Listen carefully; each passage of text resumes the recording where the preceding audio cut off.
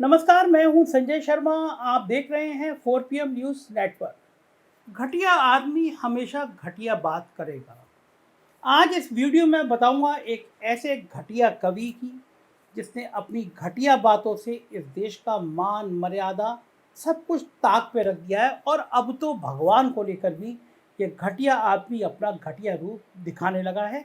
Request करूंगा पूरा video सुनिएगा, तब आपको समझ में आएगा इस घटिया आदमी की राजनीति, जिसका नाम है मनोज मुंतशिर। आजकल देश में हर बात पर राजनीति होने लगी है, फिर वो चाहे फिल्में हो, गाने हो, या फिर गानों में पहनी गई ड्रेस। सब जगह राजनीति ने अपने पैर पसार दिए हैं।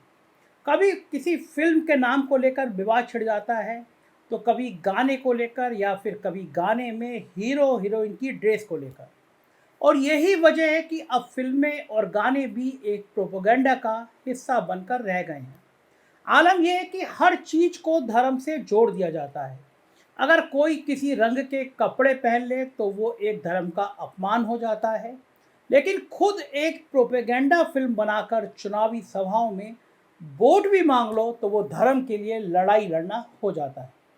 यह है इस देश के सत्ताधीशों की हिपोक्रेसी और प्रोपेगेंडा का एजेंडा। पूरे देश में हिंदू धर्म का ठेका लिए फिरने वालों की ही जब अपने धर्म की, अपने आराध्य और ईश्वर की अवहेलना करने लगते हैं और उनका मजाक बनाते हैं, तो वो धर्म का अपमान नहीं होता, और ना ही तब किसी की धार्मिक भावनाओं को ठेस पहुंचती है। आप सोच रहे होंगे कि मैं क्या बोल रहा हूं, किसके बारे में बोल रहा हूं, तो मैं आपको बताता हूं कि पूरा मामला है तो क्या। दरअसल सिनेमा घरों में साल 2023 की सबसे बहुप्रतीक्षित और हिंदू धर्म के प्रमुख धार्मिक ग्रंथ रामायण पर आधारित फिल्म आदि पुरुष रिलीज हुई। इस फिल्म को लेकर जबरदस्त क्रेज बना हुआ था।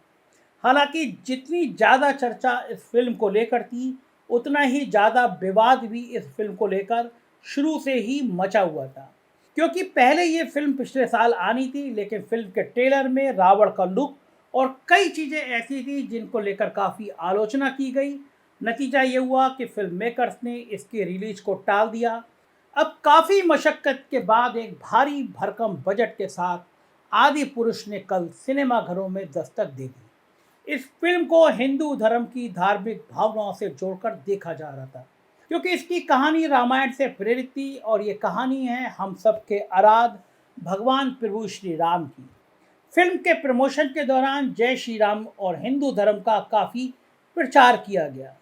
कुल मिलाकर फिल्म को पूरी तरह से हिंदू धर्म की आस्था और धार्मिकता से जोड़कर रख दिया गया। इतना ही नहीं, हर सिनेमाघर में एक सीट हनुमान जी के लिए रिजर्व कर दी गई। जाहिर है ये नाटक इसलिए किया गया जिससे फिल्म हिट हो। हर जगह प्रमोशन में फिल्म की बात कम, भगवान राम, रामायण और हिंदुओं की धार्मिक भावनाओं की बात ज़्यादा की गई।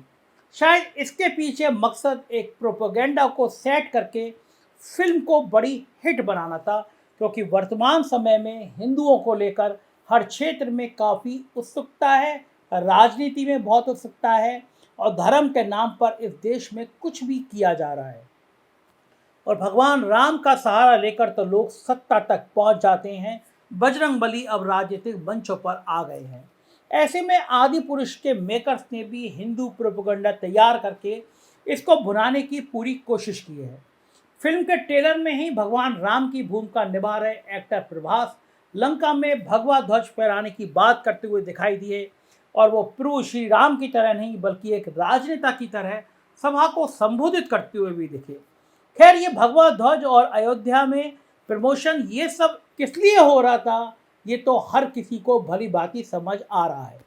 एक भारी उत्साह और जोश के बीच जब फिल्म सिनेमाघरों में रिलीज हुई, तो तुरंत ही ट्विटर समेत पूरे सोशल मीडिया पर ट्रेंड करने लगी। लेकिन अफसोस की बात यह है कि ये फिल्म ट्रेंड अपनी अच्छी कहानी या अच्छे डायलॉग की वजह से नहीं, बल्कि अपनी कमियों को लेकर कर रही है। इस फिल्म को देखकर वापस लौटे तमाम लोगों की कहानी, इसके बीएफएक्स, एक्टिंग सभी से पूरी तरह निराश होकर आए। लेकिन फिल्म में अगर सबसे ज़्यादा किसी बात की आलोचना हो रही है, तो वो है फिल्म के डायलॉग। एक माइथोलॉजी और एक आस्था के सबसे बड़े केंद्र प्रभु श्री राम और रामायण पर आधारित फिल्म में जिस तरह के डायलॉग लिखे गए हैं वैसे तो 80 के दशक में मिथुन चक्रवर्ती के भी फिल्मों में नहीं होते थे। आपको कुछ डायलॉग्स का उदाहरण देख के बता रहा हूँ जो हनुमान जी लंका दहन के समय कहते हैं। शर्म आएगी आपको ये डायलॉग सुन के। हनुमान जी कहते हैं, तेल तेरे बाप का, लंका तेरे बाप की, जलेगी भी तेरे बाप की। तो वहीं एक और डायलॉग है, बोल आया हूँ लंका में कि हमारी बहन को उठाने वाले की हम लंका लगा देंगे। सुना आपने? ये डायलॉग है रामायण पर आधारित एक भक्तिमय फिल्म के, और जो फिल्म आए गए हैं हनुमान जी पर। ये तो सिर्फ उदाहरण हैं, ऐसे कई डायलॉग हैं इस फिल्म में जो इसी तरह के हैं। क्या ये हमारी आस्था का अपमान नहीं है? क्या ये हनुमान जी के इस तरह के डायलॉग कहलवाने में हिंदू धर्म का अपमान नहीं हो रहा है? या अब हमारी धार्मिक भावनाओं को ठेस नहीं पहुंच रही है? या फिर हमारी भावनाओं को ठेस सिर्फ भगवा रंग की बिकनी पहनने से पहुंच रही है? जबकि आदि पुरुष तो बनी ही रामायण पर है और इसमें कहानी प्रभु श्री राम, माता सीता और उनके भक्त हनुमान जी की दिखाई गई है। लेकिन आपको पता है ऐसे निम्न स्तर के डायलॉग लिखे किसने हैं? हम आपको बता दें, ये घटिया और गिरे हुए डायलॉग लिखे हैं खुद को बहुत बड़ा हिंदू, देशभक्त, राम भक्त और बहुत ही धार्मिक बातें करने वाले चोर और घटिया कवि मनोज मुंतशिर ने, जिनका पूरा नाम है मनोज शुक्ला। यही वो शख्स है जो अक्सर मुगलों और मुसलमानों को उल्टा सीधा नफरत भरी बातें बोलता रहता है, जिसको मुगलों और आज के देश के मुस्लिमों के बीच अंतर नहीं पता। यही वो गिरा हुआ शख्स है जो प्रोपेगेंडा फैलाता रहता है, और साफ शब्दों में कहूँ तो ये साहेब और भाजपा का बिकाऊ पिट्ठू है। ये वही भाषा बोलता है जो साहेब और भाजपा बोलती है। इतना ही नहीं, खुद को बहुत बड़ा हिंदू धर्म का रक्षक और राष्ट्रकवि कहने वाले इस शख्स पर गाने और कविताओं को चोरी करने का भी आरोप है। इन साहेब ने अपनी किताब में ही एक विदेशी राइटर की कविता को चोरी कर उसका अनुवाद कर अपनी किताब में अपने नाम से छाप दिया था। तो यह है इन घटिया साहेब की असलियत। अब ऐसे चोर कवि से एक पौराणिक ग्रंथ पर आधारित फिल्म की कहानी और उसके डायलॉग लिखवाने की क्या जरूरत थी, जिसकी खुद की विचारधारा और भाषा शैली इतनी गंदी, इतनी गिरी हुई, इतनी घटिया है, तो वो डायलॉग भी ऐसे ही घटिया लिखेगा। वहीं आपको B.R. चोपड़ा द्वारा निर्मित महाभारत की याद होगी। घर घर में देखा जाता था महाभारत। आपको पता है इसका डायलॉग किसने लिखे थे? उस महाभारत के सारे डायलॉग लिखने वाले का नाम था डॉक्टर राही मासूम रजा। एक एक डायलॉग कितना अच्छा था, बिल्कुल आप सोच कर देखिए। क्या आज के वक्त में महाभारत या रामायण में डॉक्टर राही मासूम रजा इस तरह के डायलॉग लिख सकते थे?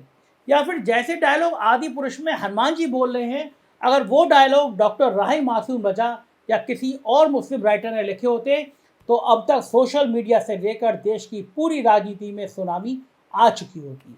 हर कोई बाइकआउट कर रहा होता और कोस रहा होता, तो कहीं राइटर का मुगलों से कोई कनेक्शन निकाल दिया गया होता।